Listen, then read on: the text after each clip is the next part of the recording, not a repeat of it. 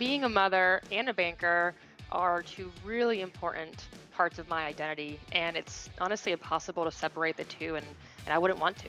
I'm a better banker because I'm a mother, and I'm a better mother because I'm a banker. Why did I become an executive coach?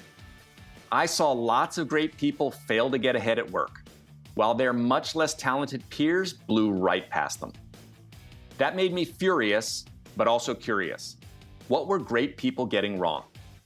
It came down to helping them re-examine what drove success, and then helping them make critical shifts, one hard truth at a time. Feel like you're doing everything you were told, but you're not moving ahead at work nor having the impact you seek? Then welcome to 97% Effective with Michael Winderoth, where we skip feel-good, happy talk and engage experts in pointed conversations about what it really takes to move the needle at work and your career. So if you feel stalled or frustrated, or seek that extra edge as you move to the next level, then look no further. This is the Hard Truths Playbook you never got.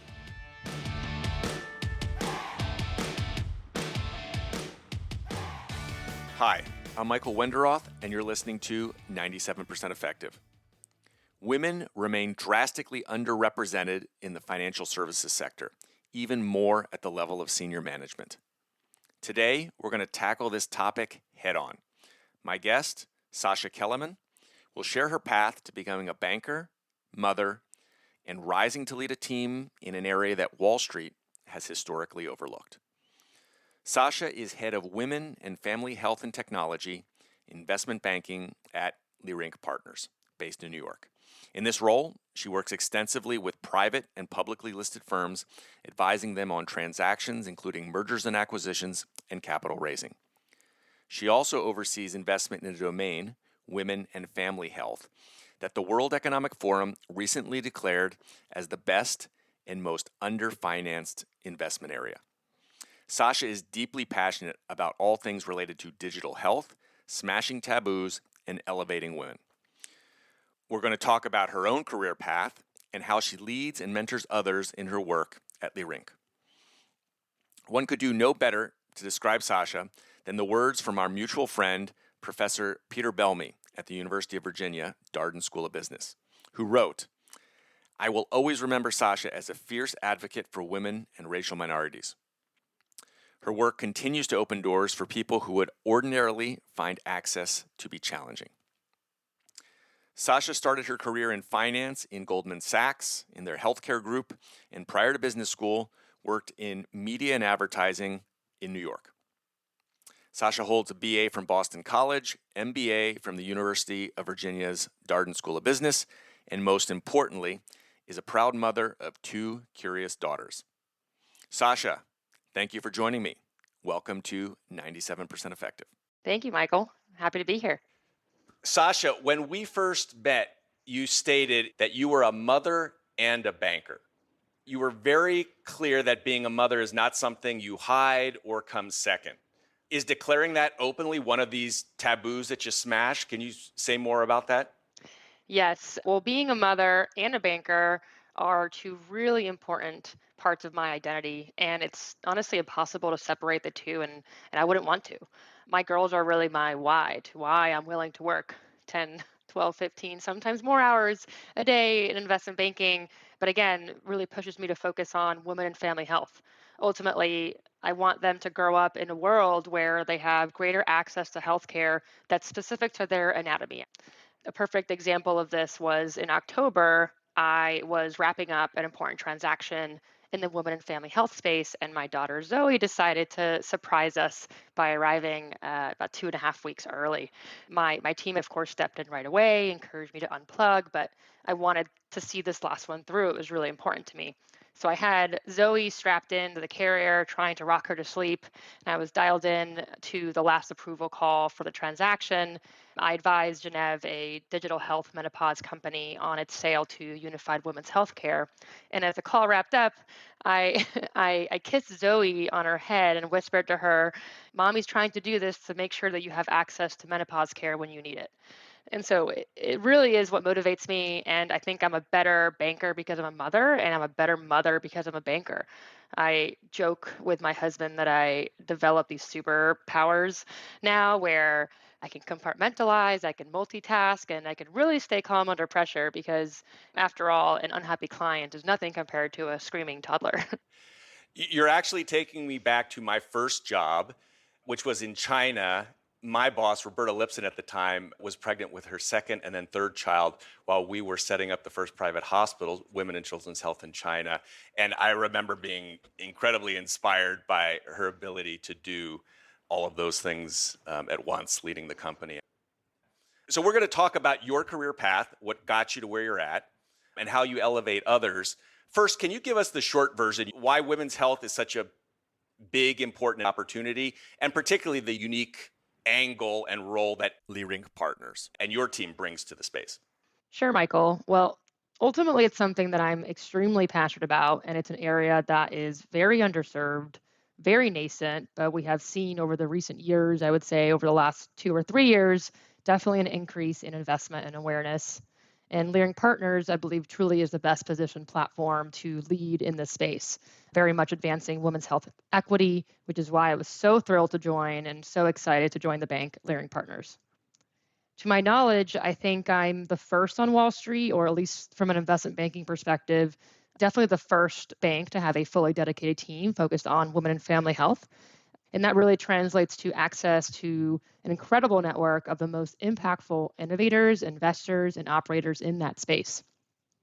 But when I was starting out in this practice, which again didn't exist until about 2 years ago before I joined Leerink, I I was frequently getting the question, actually still sometimes get, is the women's health market really big enough? Which always makes me chuckle a bit because women are half the population, utilize healthcare services more often than men, and actually control about 80% of household spending decisions. So it's an important distinction that it's not just women's health, it's women and family health. Women oftentimes control healthcare for their children, for their parents, for their partners, and are often caregivers, and sometimes in that sandwich population, taking care of children and their parents at once. We are at an incredibly important moment in history right now. Major tailwinds accelerated by the COVID pandemic and the overturning of Roe versus Wade have really converged around advancing women and family health. A lot of investment has flown into that space. According to Rock Health, the market is expected to grow to be around 60 billion in 2027. So now really is the time to invest and innovate in women and family health. And I'm excited to be here and be a part of that. You mentioned before we dive into your career that this position and role at Leerink Partners did not exist, and you are now running it. Can you just tell us the short story of how that came to be? Because you and the company helped create that role. Yes, and I'm happy to. Researching women's health companies was sort of a hobby of mine when I was still at Goldman. Again, it's an area that I was particularly interested in. I noticed seeing more news articles and press releases around financings. And I thought, it's interesting. Why are we only talking about this at the time? It was, 2021. But as I was thinking about my career in finance, I was trying to think about as I get more senior, eventually you'll specialize in a certain sort of subvertical. I was in the healthcare team. And so I was trying to think around where do I see potential in investment? Where am I passionate? And candidly, where's there potential for a senior investment banker to fill in? And I remember having some discussions with some of my mentors and sponsors while I was at the firm, thinking about where to specialize. And I raised this as an area. Understandably, a lot of these companies right now, it's still very early days. So they're kind of smaller than some of the larger bulge bracket banks would be able to take on at that time, which makes complete sense. And so wasn't really the time and place to launch that there. And then I got recruited to join Leering Partners, and ultimately they actually were hiring for a different role that wasn't the right fit for me. But I mentioned and raised sort of my focus and ambition to create this practice and the rationale behind it regarding market sizing, market opportunity, to really create something out of nothing and launch this space. And so the resounding response that I received was yes. And not only that, but what do we need to make sure that you can succeed? What can we do to help you? And that, wasn't telling enough. I think going through the interview process at Leerink Partners is a place where I wanted to join. From my first conversations with Leerink, my current boss, who co-heads our healthcare team and leads my group, and several partners proved that, if I'm going to join here, I'm going to have people to support me. And after, my interview process was, it's still during COVID. So just through Zoom at this point, we hadn't even met in person yet. They really gave me the tools and the investment and support to create this practice. And it really is an incredible opportunity. It felt like and still feels like a rocket ship. And, I'm still going. I think I've really just getting started. And I'm thrilled to have the opportunity to lead this team, again, with partnership from Leerink and the other SMDs on my team. And hopefully one day there won't be a separate distinction for women's health. It's just going to be healthcare. But, we're just not there yet. And so if we go back now a little bit, you moved from communications and media over to banking, very different industries, at least the stereotypes around them. Both are very New York, but very different types go into them. What was the ability to kind of shift to a very different industry, to banking?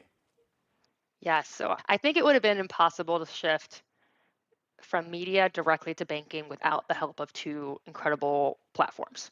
One of which was business school, and the other is a pre MBA program called Management Leadership for Tomorrow, or MLT for short.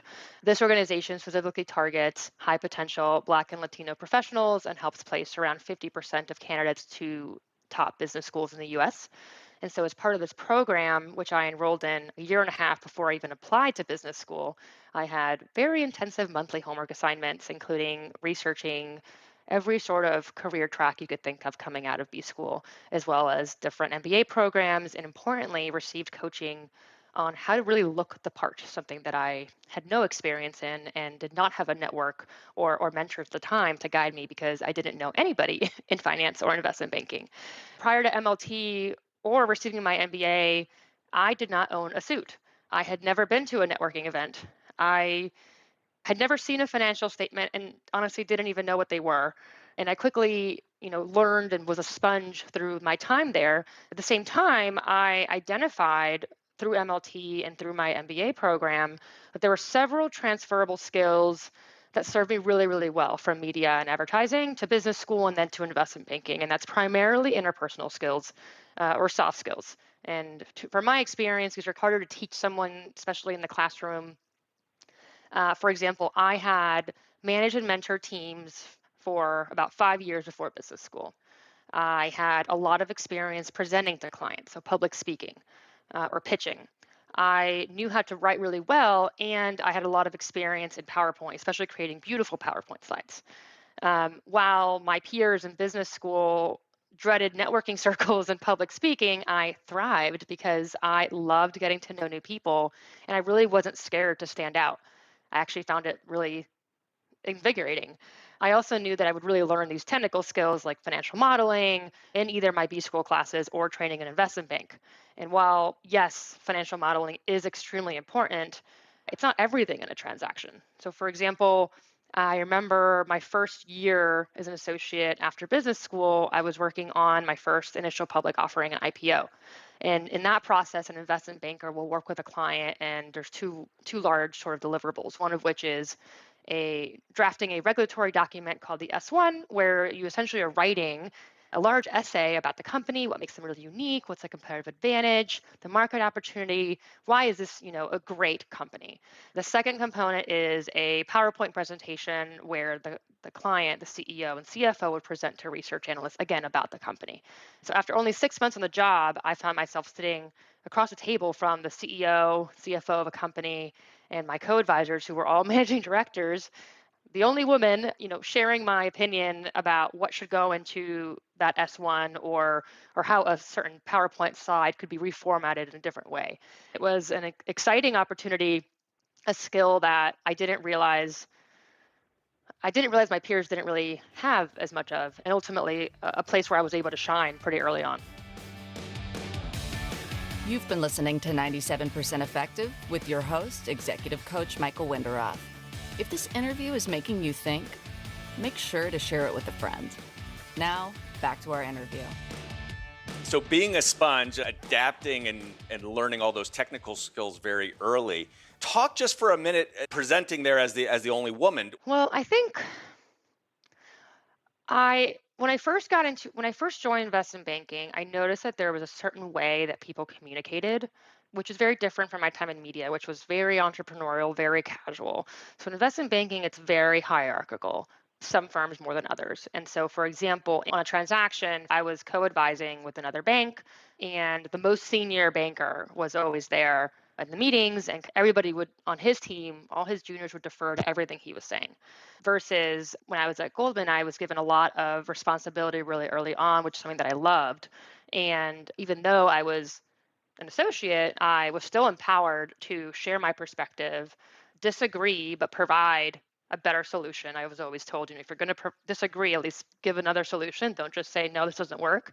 And so I remember there was in that particular process, for example, we spent hours and hours writing and rewriting a particular section in that S1, and I felt very strongly that it could be written differently. And so I actually just drafted it myself and I sent it to the working team. My co advisor was pretty adamant that his perspective was the right way to go. And so the way that I communicated was, look, here are two good options. I always say you're going to have problems in life, but you want to have the good kind, like picking between two good options. And I ultimately let the CEO decide. I said, look, whichever you prefer, it is your company. These are two good solutions, and whichever he thought was the most representative of the firm that he built should be what we should go with. It did end up being my idea, but it could have easily gone the other way too. But I think ultimately it was just sharing that perspective and not being scared to speak up, because how would I know if I had never said anything? Then the other banker's idea would be in that S1, which is filed with the SEC forever. And so ultimately, you have to put yourself out there, again, with thoughtful perspective, respectfully, but a good idea can come from anyone, whether you're, you know, coming out of college or an MBA or the most seasoned executive. I've always thought that you shouldn't treat people according to his or her job title. It's really based on who has the best idea and can advance something forward. And so that's what's driven me and empowered me to speak up. So being very thoughtful and not being scared to speak up. I want to ask, in the intro, we talked about mother and banker.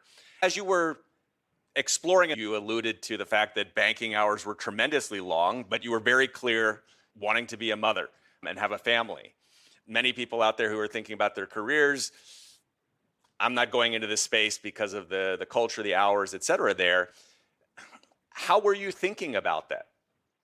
Yes, I've obviously thought a lot about this. So if I could take you back a bit to what I was thinking when I decided to go into investment banking, again, I was part of this MLT program. I was every week or every month learning about different industries and interviewing people in different jobs and learning more about what the art of the possible could be. I had heard, obviously, the horror stories around the hours and male dominated and really aggressive and whatnot. But I also researched and learned I really like client service. I really love negotiating. And a merger and acquisition transaction was extremely exciting. I love working in teams and managing people. And so these were all different things that I thought I could achieve well. Importantly, also investment banking could either be a platform for me to grow into later on and be a senior banker, or it could pivot into other career opportunities. It's also an incredible way to build personal wealth, which is something that most people don't talk about. But as I was thinking through what are options after business school, what are career paths that I want to take, there were two truths that I accepted for myself and I thought would be critical to achieving my goals. And again, this is not necessarily the case for everyone, but for me, it was really important to identify and come to terms with. One was timing of when I would want to start a family, and two was finding the right partner. Because ultimately, I think it's very challenging to do everything by yourself. And I also knew that I wanted a family, I wanted a partner. So, number one, decision of when to start a family. And again, these are things that are usually whispered around behind closed doors. I made the personal decision to defer having children until I had a few years of investment banking under my belt. Specifically, I was targeting around a vice president level. The median age for women matriculating to business school is 27, meaning the majority of us graduate around 29, which is an important time in a woman's fertile window. And I had a lot of peers, female peers, that opted out of investment banking because they wanted to start a family immediately. I was also advised that these VP years was the ideal time because you're senior enough to have now a bit more control over your schedule, but not necessarily always owning the client relationship. So it was somewhat easier to step off the gas a bit. Deciding to go into investment banking after business school and deciding to defer when I wanted to start a family, that would mean about 3.5 years until I received that VP promotion. It's by no means impossible to have children as an associate. It's just much harder. And I thought, okay, I'm a career switcher. I'm a Latino woman in investment banking. That's going to be hard enough as it is. So why don't I focus and kind of triage? So my plan was to really work through those associate years, establish my credibility, build my personal wealth, and then triage and focus on work and family. And number two was really finding the right partner. I think this is especially important for women in influential or powerful positions. It's really challenging to do it by yourself, and I honestly don't want to. But finding the right partner is perhaps, I think, the most important decision that one can make in determining your professional and personal success, again, because it's so challenging to do it on your own. And I also knew that men are often intimidated by powerful women and that many men would be uncomfortable dating a woman who potentially makes more money than them. And that's not something that's talked about, but the research proves it. And I accepted that, okay, it may be more challenging to find the right partner, but I think he's out there and he may just, more likely than not would work in an equally demanding field. Maybe he's another banker or lawyer or doctor or something. But I knew he would need to be someone that was equally as ambitious, as curious, and ultimately would push me to become the best version of myself. And ultimately, I found that. So fast forward to now, I'm happily married to the love of my life, who I met in business school and is also a banker. We actually started dating during our internship at Goldman, though I told him I wouldn't take him seriously or the relationship until I got the offer. So once we both had our return offers, then we actually could focus on the relationship. But we now have two wonderful daughters, and we make it work by very open communication. We put absolutely everything on the calendar. Family time is blocked off before and after the nanny is here, and it's important for me to be there for bath time and bedtime. I don't want to let go of those windows of time. But importantly, we also outsource anything that doesn't give us pleasure at home because there's an opportunity cost to my time. So for me and for my husband and us and our family, that means childcare. We have a nanny, laundry, cleaning the house. So when I have free time, I want to really be present with my family. And that's only possible if you are outsourcing some of these sort of normal family human things that you need to do. But again, finding that right partner and being okay with putting my career first in those associate years and then triaging were two things that I had to decide, accept, and not forget as I got through those tough moments. Thank you for speaking so honestly about the tough trade-offs and calculus you made in your career. Sasha, we're hitting time today, so this feels like a good breaking point. I want to come back next week because you've got really strong views and spectacular advice on how people, especially women, can succeed in historically male-dominated industries like banking. That includes how to build presence and brand, negotiate, and stand up. But let's dig into that next week. Any final words for today? I'm always excited to meet with innovators and founders and investors in women and family health. And so to the extent any of your listeners are in that space, please do feel free to reach out via LinkedIn. I would love to learn a little more about what they're building. Sasha Kelemen, Head of Women and Family Health and Technology Investment Banking at Leerink Partners. We'll be back next week on 97% Effective to continue our conversation with Sasha, going straight to strategies that can help women and other historically underrepresented groups get ahead, lead, and elevate others. Thanks for listening to 97% Effective, where we skip happy talk and help you break through and ascend, one hard truth at a time. Help others discover this show. Leave a review and rating wherever you listen to your podcasts. And if you like what you heard, you can get free resources, including the first chapters of Michael's book, Get Promoted, on his website, www.changwenderoth.com. That's www.changwenderoth.com.